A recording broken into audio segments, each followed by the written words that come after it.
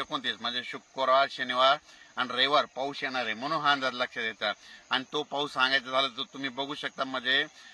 परवाच्याला म्हणजे तो पाऊस येणार आहे इकडून यवतमाळ, म्हणजे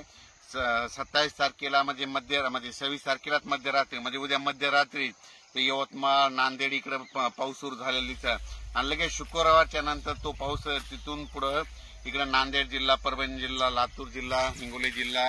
अकोला जिल्हा, वाशिम जिल्हा, त्याच्यानंतर अकोट, शेगाव, खामगाव, त्याच्यानंतर अचलपूर, अमरावती, त्याच्यानंतर जळगाव, जामोद, संग्रामपूर, त्याच्यानंतर देऊळगाव राजा, त्याच्यानंतर जळगाव,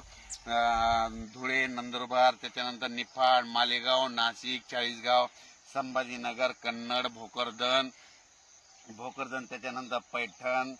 श्रीरामपूर, शिर्डी, राहता नगर जिल्ह्यामध्ये, संगमनेर, त्याच्यानंतर तो पाऊस परत इकडं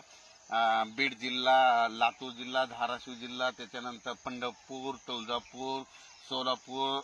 जत, पुन्हा कर्नाटकमध्ये काही, पुन्हा सांगलीकडे जाईल. सांगलीकडे फक्त